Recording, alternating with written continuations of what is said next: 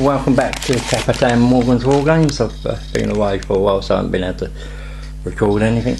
Today I'm going to be continuing on with my tactical series, and this particular video will look at deployment. Now, why deployment? What's important about deployment? Can't win you a game, surely, because most games are one turn 3, turn 2, or later, depending on quality of players playing.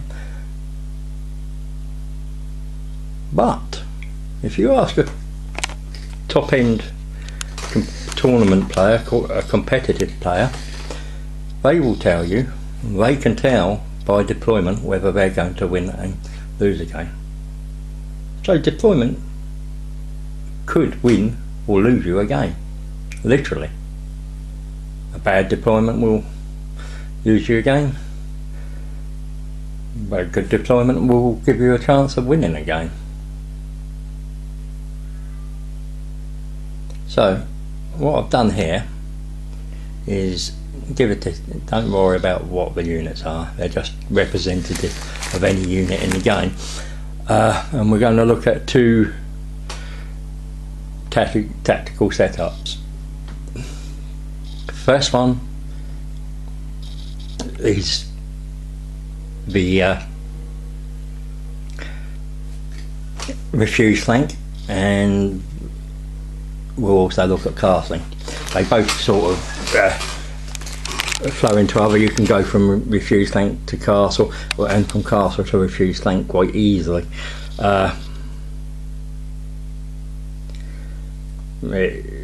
As I said, they're interchangeable quite easily during the game as well.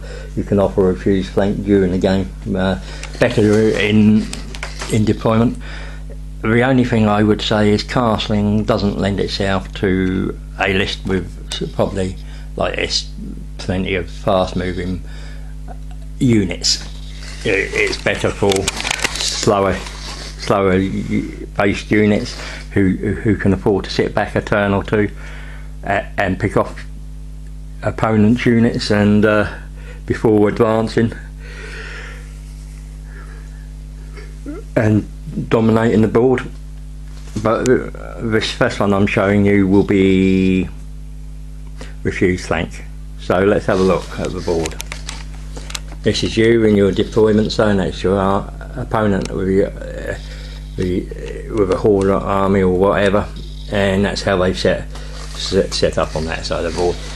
Now, refuse flank. What is refuse flank?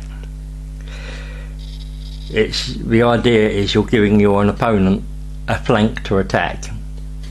They can refuse that, which is why it's called refuse flank, but you're giving them something, to a unit, maybe 2 units to sacrifice.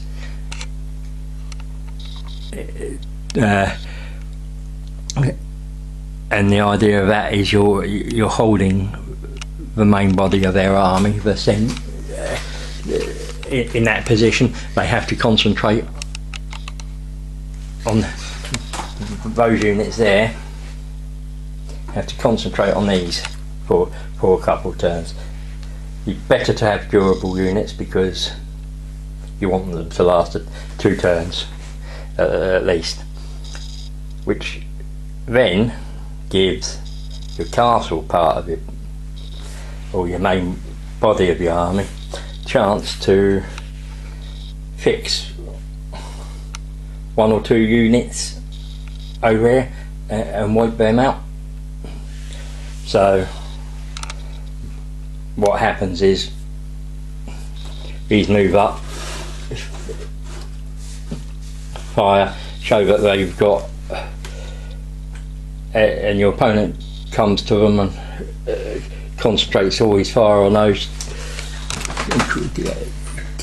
concentrates quite a bit on them because he has to.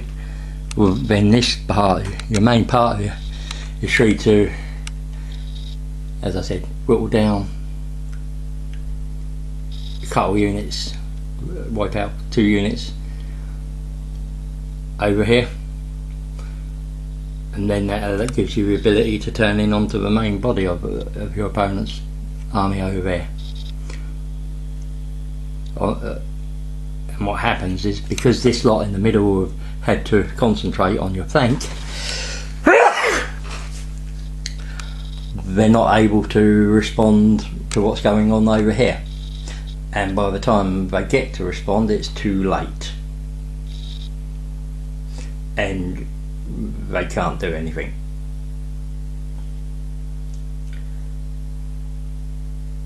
And if it's a horde army slow moving, the far side isn't able to come round to help, so you're literally collapsing everything in on your opponent. So you're coming in, sweeping across, and as one flank collapses, you're moving into his tougher units, but because that flank's collapsed, he has trouble bringing that to bear. So that's refused flank. Now if we move these two over into here, you now have a castle. That's your screen up there, of course, but we're not really too right. What's good about castling? Now, the first thing about castling is you never castle in the middle of a board. Why don't you castle in the middle of a board? Well, it's quite simple. If you castle in the middle of a board, literally your opponent has three ways of attacking you: front on, left flank, right flank, and he can do that all at once. And no matter how good your army is, it's not going to be able to being attacked from three sides at once.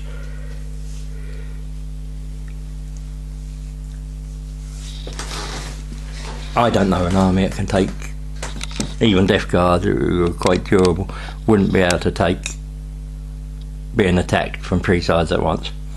This way, using 1/4 of a board, as you can see, you can only be attacked two ways: from the side,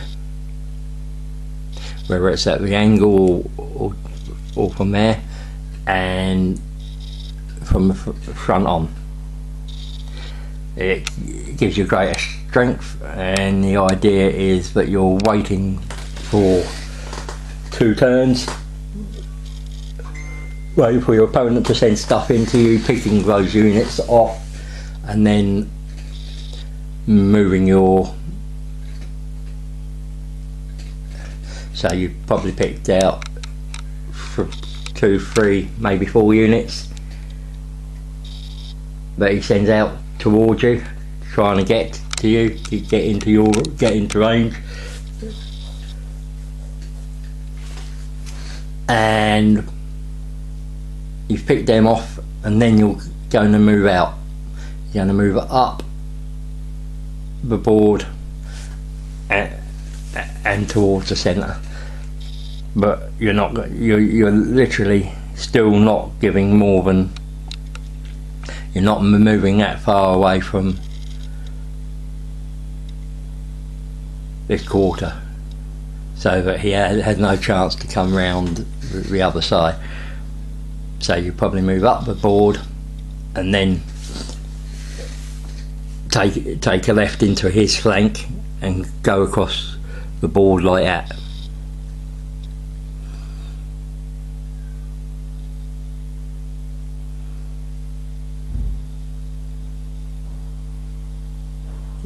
It's a strong position. It's not usable if you've got a lot of fast moving units, because you don't really want them to be sitting still. You want them, or if you've got a lot of weak units that will die quickly. What you want is to be durable. You want to be able to move across the board at a really reasonable pace, and the patience is a thing, because you've got to wait 1 or 2 turns. You're not going to win the game in the first 2 turns with this deployment, but you are going to win the game. You'll probably even wipe your opponent if you've got a good army set up and you get it right. Here you're getting all your buffs from all your characters and all your abilities quite knitted together, so they affect everything, which is good, and it's very hard for your opponent to break through, because everything's there strong. Your sacrifice units are out front shielding your characters and your tougher units, and your tougher units are basically siphoning off your opponent's units. So things like these, they're going to pick a unit and whittle them down to 1 or 2 or maybe more, less, and allow for bikes or something else to come in and finish that unit off, and then give you 3 or 4 other units to lay into another 1 or 2 units to whittle them down or eradicate them. I would say always first blood. That's highly important. Try not to give it up and try to get it yourself. Because in tight games, those extra points, those tertiaries are all important. This setup allows you to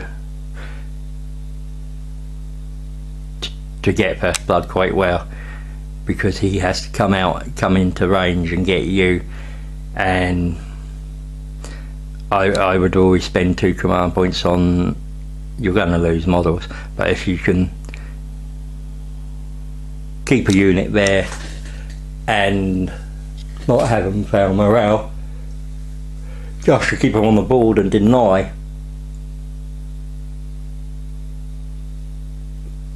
that first blood, and then take it yourself in your turn, is a bonus. There are other deployments and other ways of setting up, but to me, Refuse Tank and Castling are two of the best out there. It makes your opponent think, and it really makes them struggle. You could do it with a fast list, but you would have to be very, very clever about it. And if you got first turn, you would want to be in your opponent's face pretty much straight away, I think. I mean, Castling doesn't tend to lend to fast armies, but I think if you play it right, you could get away with it and still get a win. This Castling setup is really based for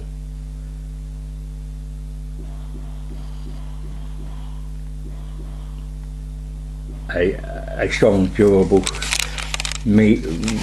slow, medium-paced army, plodding across the board, taking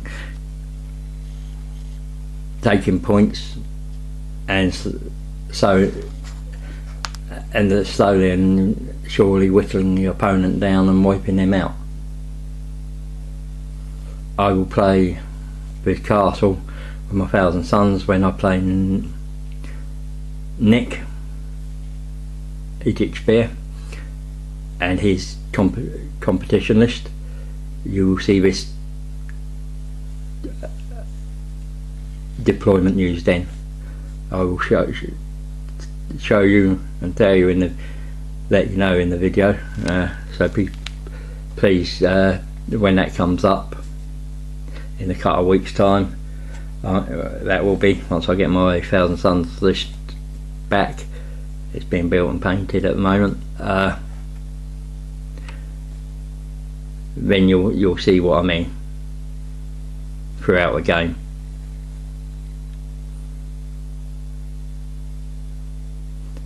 and he'll link Iditspear will link you to this video in his, and we'll see how it goes against his tournament list. Right, thank you for watching. If you've liked, please hit the like button, share and subscribe.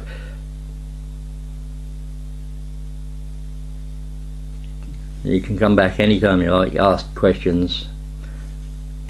Please feel free to comment, critiques, anything, so that I can improve the quality of the videos, more advice on and step by step if you need that. I'm quite happy to go through those. Just let me know what you want, what you'd like, and I'll see you soon. Bye bye.